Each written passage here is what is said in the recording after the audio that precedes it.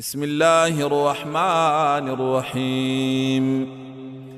تبارك الذي بيده الملك وهو على كل شيء قدير، الذي خلق الموت والحياة ليبلوكم أيكم أحسن عملا وهو العزيز الغفور، الذي خلق 7 سماوات طباقا ما تري في خلق الرحمن من تفاوت، فارجع البصر هل تري من فطور، ثم ارجع البصر كرتين ينقلب إليك البصر خاسئا وهو حسير، ولقد زينا السماء الدنيا بمصابيح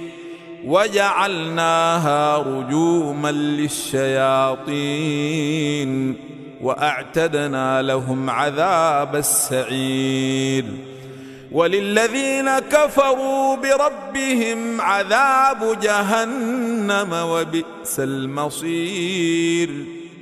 إذا ألقوا فيها سمعوا لها شهيقا وهي تفور تكاد تميز من الغيظ، كلما ألقي فيها فوج سألهم خزنتها ألم يأتكم نذير، قالوا بلى قد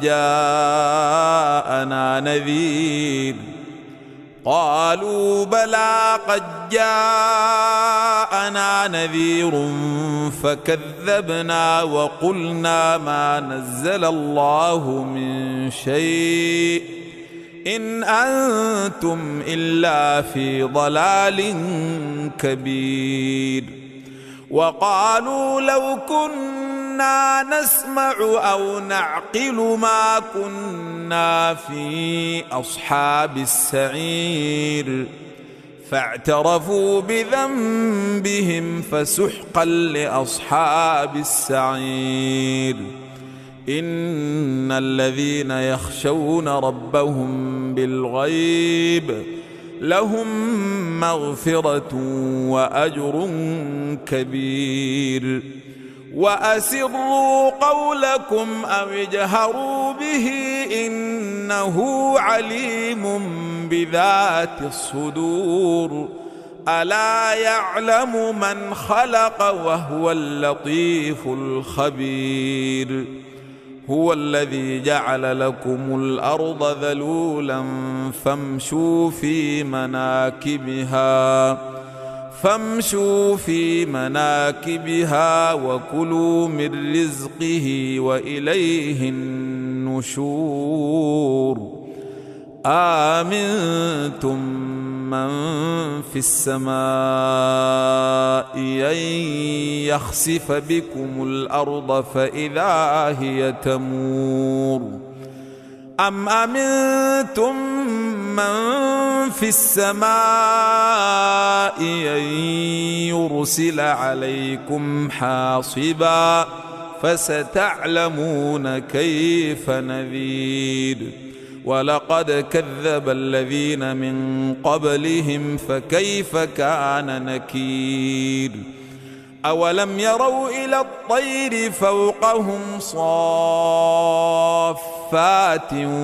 ويقبضن ما يمسكهن إلا الرحمن إنه بكل شيء بصير.